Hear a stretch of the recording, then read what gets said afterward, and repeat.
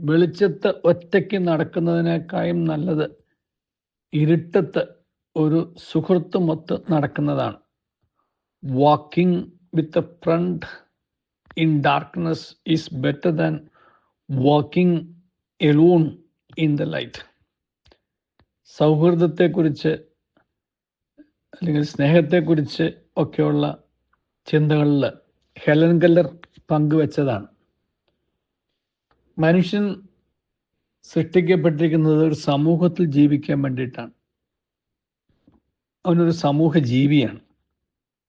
അപ്പം സമൂഹത്തിൽ ഒറ്റപ്പെട്ട് ജീവിക്കുക എന്നുള്ളത് പ്രപഞ്ചത്തിൻ്റെ നിയമം അല്ല.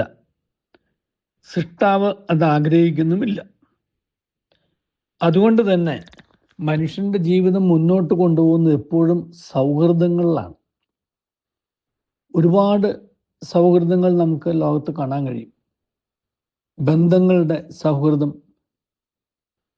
സമൂഹങ്ങളുടെ കൂട്ടായ്മകളുടെ സൗഹൃദം, പലതരത്തിലുള്ളത്.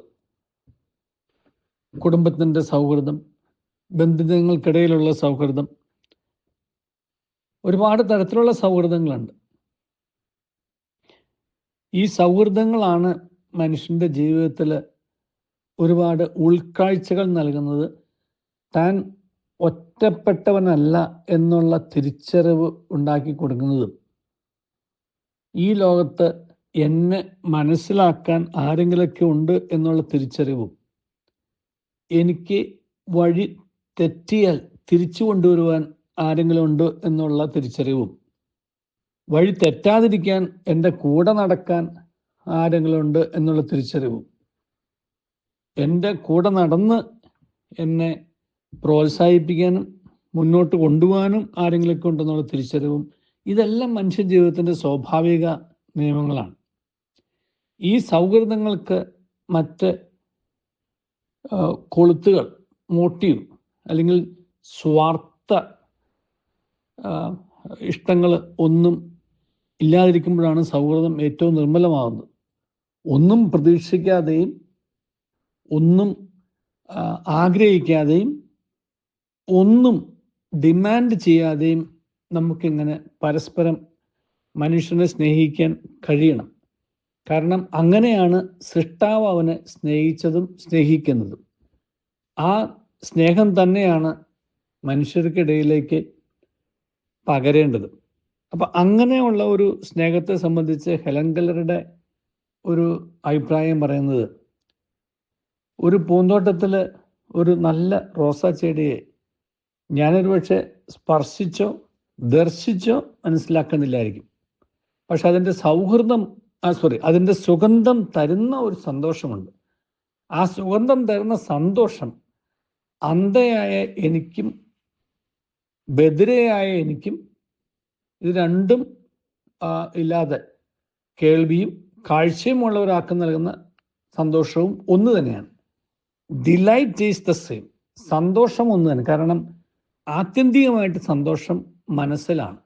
അപ്പോൾ മനസ്സിൽ സന്തോഷം നൽകുന്ന സൗഹൃദങ്ങളാണ് യഥാർത്ഥത്തിലുള്ള സൗഹൃദങ്ങൾ.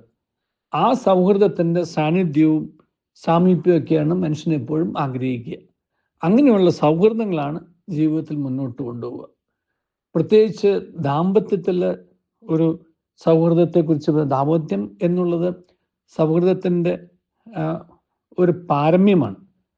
ആ പാരമ്യത്തിൻ്റെ അർത്ഥം പൂർണ്ണമായി മനസ്സിലാക്കുന്നത് മറഞ്ഞിരുന്നാലും നിറഞ്ഞിരിക്കുന്ന ഒരവസ്ഥ. ആ അവസ്ഥയെക്കുറിച്ചാണ് ഈ ദാമ്പത്യത്തിലെ സൗഹൃദത്തെക്കുറിച്ച്, അവസ്ഥയെയാണ് ദാമ്പത്യത്തിലെ സൗഹൃദം സൂചിപ്പിക്കുന്നത്.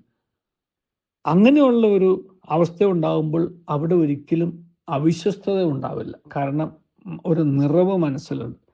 അവിടെ ഒരിക്കലും അസ്വസ്ഥത ഉണ്ടാവില്ല. കാരണം അവിടെ ഒരു നിറവ് മനസ്സിലുണ്ട്. അവിടെ ഒന്നിൻ്റെയും അഭാവം ഉണ്ടാവില്ല. കാരണം അവിടെ നിറഞ്ഞിരിക്കുന്നുണ്ട്.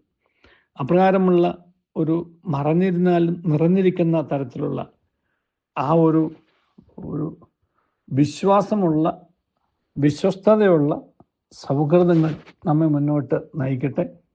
അങ്ങനെയുള്ള സൗഹൃദങ്ങളാണ് സമൂഹത്തിലെ ഏറ്റവും വലിയ അടിത്തറ, ബന്ധങ്ങളുടെ അടിത്തറ. ആ ബന്ധങ്ങളാണ് സമൂഹത്തെ എപ്പോഴും നന്മയിലേക്ക് ഉയർച്ചയിലേക്കും വളർച്ചയിലേക്കും നയിക്കുക. അപ്രകാരമുള്ള സൗഹൃദങ്ങൾ നേടിയെടുക്കാൻ നമുക്ക് കഴിയട്ടെ. ആ സൗഹൃദങ്ങൾ ഈ ലോകത്തെ നമുക്ക് ഒരു വലിയ അനുഗ്രഹമാക്കി മാറ്റുകയും ചെയ്യും. ദൈവം നമ്മെ അനുഗ്രഹിക്കട്ടെ. നല്ലൊരു ദിവസം എല്ലാവർക്കും നേരുന്നു. റേഡിയോ മല്ലു, മലയാളിയുടെ പാട്ടുപെട്ടി.